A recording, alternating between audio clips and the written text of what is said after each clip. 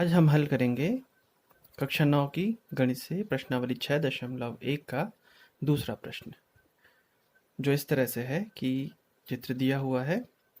आकृति 6.14 में रेखाएं XY और MN बिंदु O पर प्रतिच्छेद करती हैं। यदि कोण POY समकोण हो, 90 अंश का है और A/B 2/3 है, तो C ज्ञात कीजिए।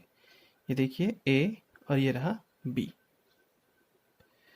तो इस प्रश्न को हल करने से पहले सबसे पहले ये पता करना पड़ेगा कि A/B 2/3 दिया है, इसका क्या मतलब होता है।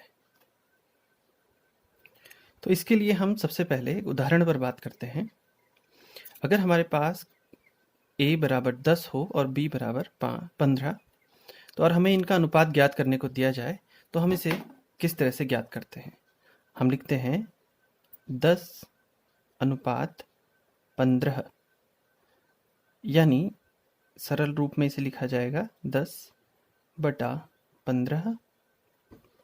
अब आपको मालूम है 10 का अर्थ होता है 2 गुणा 5 और 15 होता है 3 गुणा 5। अब आप ये देख सकते हैं कि दोनों तरफ 5 एक उभयनिष्ठ गुणनखंड है। आप इन्हें निरस्त कर सकते हैं।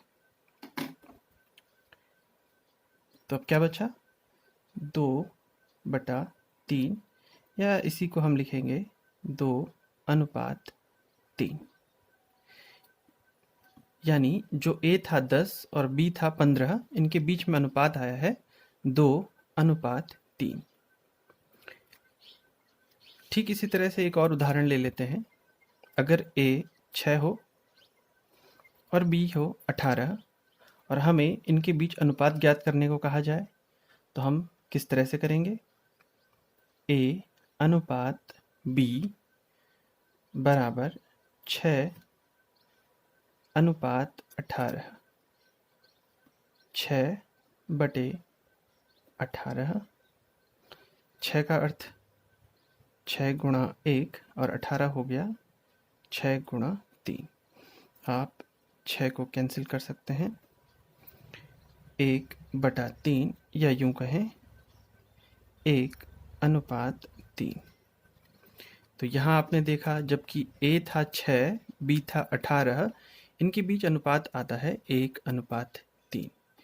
दूसरी तरफ जब A था 10, B था 15, तो अनुपात आया 2/3।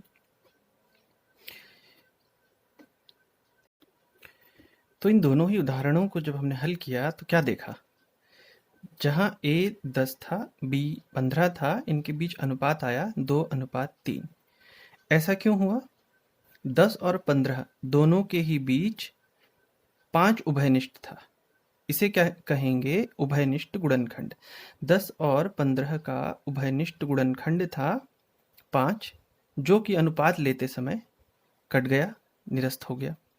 यही चीज हमने दूसरे उदाहरण में भी देखी है। 6 और 18 के बीच में 6 उभयनिष्ठ गुणनखंड था, जो अनुपात लेते समय कट गया और अनुपात प्राप्त हुआ 1/3। तो इससे सीखने की बात यह है कि अगर हमारे पास अनुपात हैं, जैसे यहाँ पर है 2/3, तो सोचिए ये 2/3 से हम वापस 10/15 या 10 और 15 को कैसे प्राप्त करेंगे। तो एक सीधा सीधा तरीका समझ आता है। इनके बीच से 5 कट गया था ना, उभयनिष्ठ गुणनखंड 5 था। तो यदि इस 2 को उस 5 से गुणा कर दिया जाए, तो हमें कितना मिलेगा, ये 10 मिल जाएगा। और इसी 5 से अगर इस 3 को भी गुणा कर देते हैं, तो हमें ये 15 वापस मिल जाएगा। यानी उन अनुपातों को यदि हम उभयनिष्ठ गुणनखंड से गुणा कर दें, तो हमें पता चल जाएगा उनका वास्तविक मान क्या था। बिल्कुल वैसे ही यहाँ भी देख लीजिए, इनके बीच उभयनिष्ठ गुणनखंड रहा था 6।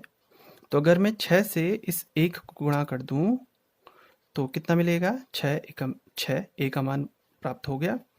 और इसी 6 से 3 को गुणा कर दिया जाएगा, तो हमें B का मान यानी 18 प्राप्त हो जाएगा। तो पूरी बात यह हुई कि यदि अनुपातों को उभयनिष्ठ गुणनखंड से गुणा कर दिया जाए तो उनके वास्तविक मान प्राप्त हो जाएंगे। ठीक है, तो अब हम इस प्रश्न को हल करना शुरू करते हैं। तो सबसे पहले देख लेते हैं हमें जानकारी क्या क्या दी हुई है। तो हमें सबसे पहले दिया हुआ है कि कोण पी ओ वाई 90 अंश है। ये रहा पी ओ वाई। दूसरी जानकारी है कि a अनुपात b 2:3 है। तो ये अनुपात देते ही आपके दिमाग में एक बात जरूर आ जानी चाहिए कि जरूर कोई एक ऐसी राशि रही होगी जो a और b के बीच से कट गई है। a और b के बीच जो उभयनिष्ठ गुणनखंड रहा होगा वो कट चुका है और तब आया है 2:3। इसका मतलब अगर हमें किसी भी तरह से ये पता चल जाए कि a और b के बीच उभयनिष्ठ गुणनखंड क्या रहा था, तो हम ये बता सकते हैं कि a और b का वास्तविक मान क्या रहा होगा। तो इसके लिए हम मान लेते हैं कि a और b के बीच उभयनिष्ठ गुणनखंड था x। तो हमने मान लिया a और b के बीच उभयनिष्ठ गुणनखंड है x। तो इस उभयनिष्ठ गुणनखंड का क्या काम है? हम अगर a को x से गुणा कर देंगे, यदि हम 2 को x से गुणा कर देंगे तो a का वास्तविक मान प्राप्त हो जाएगा। ठीक इसी तरह से अगर 3 को x से गुणा कर दें तो b का वास्तविक मान प्राप्त हो जाएगा। तो इस तरह से a बन जाएगा 2 गुणा x यानी 2x और b बन जाएगा 3 गुणा x यानी 3x। अब हमें a और b प्राप्त हो चुके हैं। अब देखिए, यदि यह कोण 90 अंश है तो सीधी सीधी बात है कि इस तरफ बना ये कोण यानी POX भी 90 अंश होगा। और ये जो POX कोण है ये इन दो कोणों का योग है, POM तथा MOX। तो इन दोनों कोणों का योग 90 अंश होना चाहिए। अब देखिए POM कोण क्या है? POM कोण तो A है और A हम मान चुके हैं कि ये 2x आएगा, तो आप लिख देते हैं इसे 2x। MOX कोण तो B है और B हमें मालूम है 3x होगा।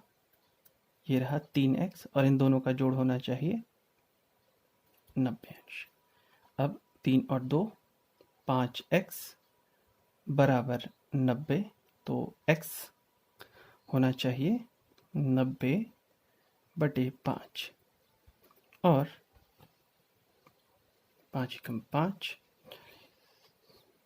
18 18 पंचे 90, यानी ये उभयनिष्ठ गुणनखंड हमें प्राप्त हो चुका है। लेकिन देखिए ये उत्तर नहीं है, ये x का मान है। हमें तो a और b ज्ञात करने हैं, तो a होगा 2x यानी a बराबर 2 गुणा x, x का मान है 18, तो 18 दूना हो गया 36 और b है 3x यानी 3 गुणा 18, 18 तियां 36 54।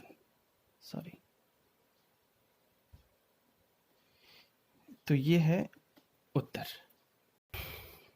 अभी प्रश्न में लिखा हुआ है कि c ज्ञात करना है। ठीक है, c a और b के बिना ज्ञात हम नहीं कर पाएंगे, इसलिए मैंने पहले a और b ज्ञात कर लिए। अब c ज्ञात कर लेते हैं। तो इस चित्र में अगर आप देखते हैं MON एक सीधी रेखा है, इसकी नीचे तरफ देखिए दो कोण बने हुए हैं B और C। और कल हमने जैसे बात की थी कि एक रेखा के एक ओर बने सभी कोणों का योग 180 अंश होता है। तो हम कह सकते हैं कि B और C का जोड़ 180 अंश होगा। तो B धन C बराबर 180। अब B हमें मालूम है 54 है और C अब यहाँ से निकाल सकते हैं 180 ऋण 54।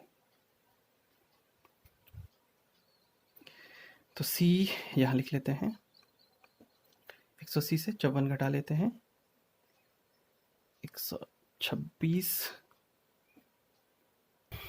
तो ये है आपका उत्तर, C बराबर 126 अंश।